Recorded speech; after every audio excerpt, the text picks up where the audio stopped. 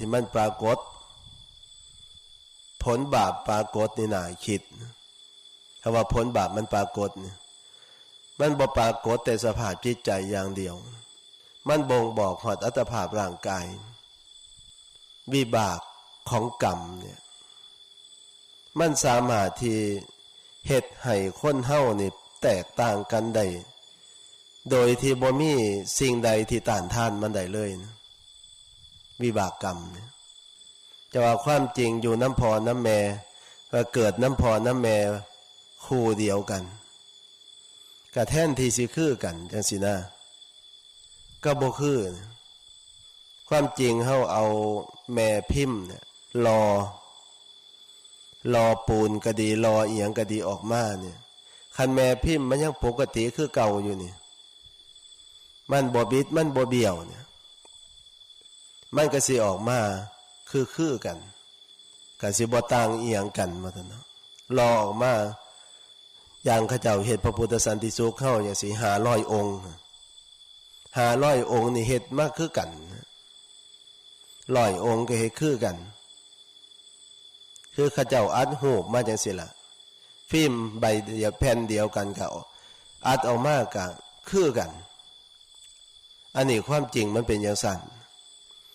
แต่ว่าคนเฮานี่แม่พิมพ์อันเดียวกันแม่คนเดียวกันคนหนึ่งเป็นหญิงคนหนึ่งเป็นชายคนหนึ่งสูงคนหนึ่งต่ำคนหนึ่งดำคนหนึ่งขาวคนหนึ่งร่างกายสมบูรณ์คนหนึ่งอาจจะร่างกายไม่ค่อยสมบูรณ์คนหนึ่งอาจสภาพจิตใจเยือกเย็นแต่คนหนึ่งอาจจะมีสภาพจิตใจที่เป็นทุกข์เดือดร้อนจังสั่นก็มีความจริงแม่ผู้เดียวกันนี่ก็น่าสิคือกันแน่อยู่บ่น่าสิแตกต่างกันหลายแต่ว่าคนเฮาเนี่ยมันบ่ได้ว่าบ่ได้หมายความว่าเฮามันอยู่ในแบบพิมพ์อันเดียวกันบ่แม่นแม่เนี่ยเป็นผู้สร้างความจริงนะแม่บ่ได้สร้างลูกพ่อก็บ่ได้สร้างลูกแต่ว่าปรารถนาอยากได้ลูกคือกันทั้งพ่อทั้งแม่พ่อก็ปรารถนาแม่ก็ปรารถนาอยากได้ลูกแต่ว่าพ่อนี่ก็เลือกบ่ได้แม่ก็เลือกบ่ได้คันพ่อแม่เฮาสร้างจริงนะสร้างเองอีหลีนั่นเพิ่นก็คือสิบ่สร้างเฮาออกมาแล้วลำบากดอกเพราะว่าความหักของพ่อของแม่นี่ปรารถนาเป็นอย่างมากคือความสุขภาพกายสุขภาพจิตของลูกสมบูรณ์พ่อแม่จะต้องสร้างอยากให้ลูกนี่มีความเจริญทั้งร่างกายและจิตใจอันนี้คือความปรารถนาของพ่อของแม่คันเพิ่นสร้างเองอีหลีนั่นทั้งพ่อทั้งแม่นั่นเพิ่นก็สิเฮ็ดให้พวกเฮาทั้งหลายนี่เป็นผู้มีความงดงามบ่มีหม่องติพุ่นล่ะสมใจพ่อสมใจแม่ที่เพิ่นฮักเพิ่นแพงที่เพิ่นถนอมมาแต่ว่ามันบ่เป็นจังซั่นความจริงถึงแม้ว่าเฮาทั้งเบิดนี่แหละอาศัยสัมภวธาตุของบิดามารดาสัมภวธาตุของบิดามารดานี่บวกกันแล้วก็เป็นเหตุเป็นปัจจัยให้วิญญาณคือวิญญาณของผู้ที่จะมาเกิดนะสามารถที่จะเกิดได้คันสัมภวธาตุของพ่อของแม่บ่สมบูรณ์บ่มีสิทธิ์สิเกิดคันพ่อผู้ใดสร้างบาปมาแม่ผู้ใดสร้างบาปมาย้อนไปกินแต่ลูกเขาพบก่อนชาติก่อนเนี่ยขาแต่ลูกนกลูกหนูลูกปูลูกปลาขาแต่ลูกกบลูกเขียดขาสารพัดขาลูกเขานั่นกินไข่เขาแหละยังบ่พ่อกินหอดแม่เขาก็มีทั้งเถื่อ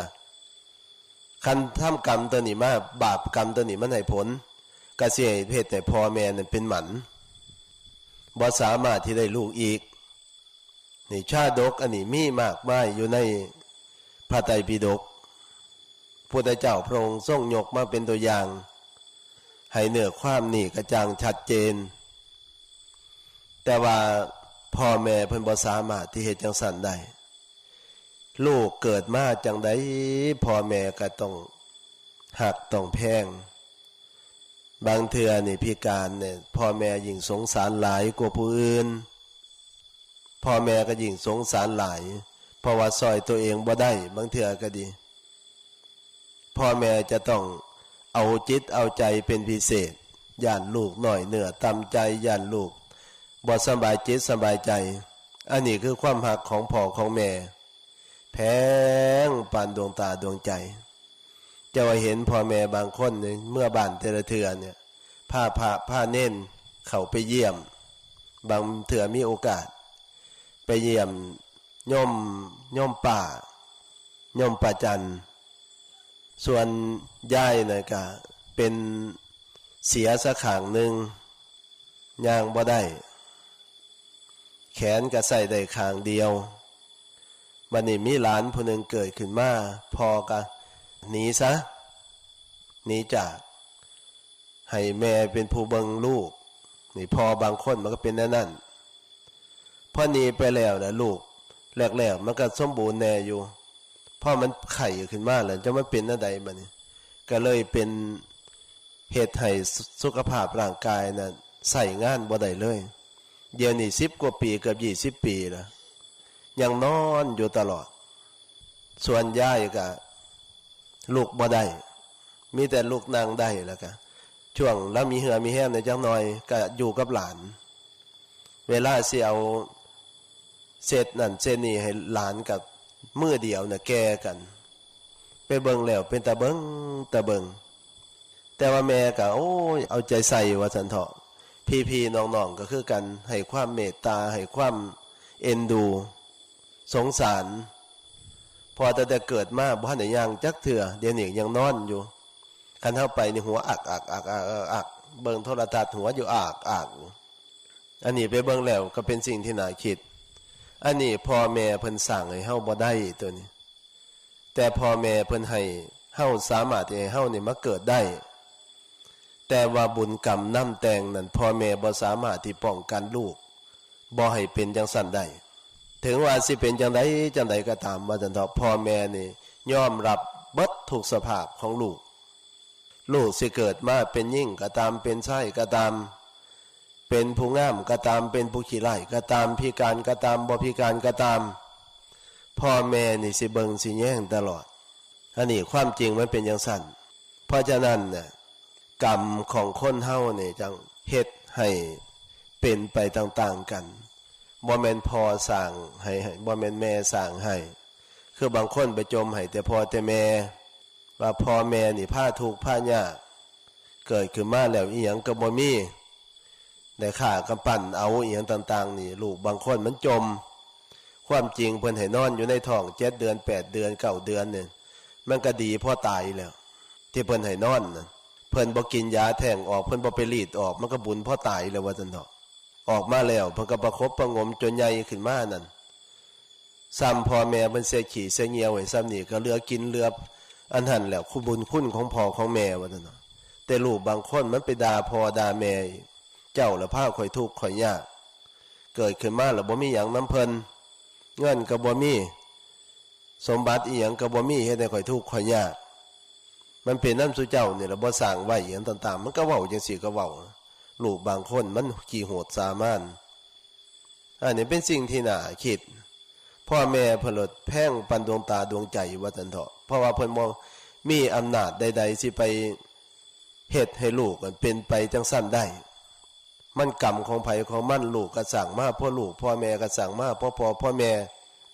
เพราะฉะนั้นลูกผู้ใดนี่บ่เชิดชูคุณของพ่อของแม่เนี่ยเว้าง่ายๆซะคำบ่เชิดชูคุณของพ่อของแม่นี่ก็ถือว่าพ่อแม่เฮานั้นบุญน้อยอีหลีตะลุตนเพิ่นว่าง่ายๆว่าเป็นตะลุตนเพิ่นไปเบิ่งนี่ที่ไปคู่มือนี่บ่แม่นไปซื่อๆนี่ไปเบิ่งว่าซั่นเถาะสังเกตเบิ่งชาวโลกนอกจากสิใส่พิจารณาตามหลักที่พระพุทธเจ้าตรัสไว้แล้วก็ไปเบิ่งความจริงของโลกมันเป็นจังไดความจริงของชาวโลกมันเป็นจังไดหลังเทื่อพอก็ดีแม่ก็ดีขายข้าวปุ้น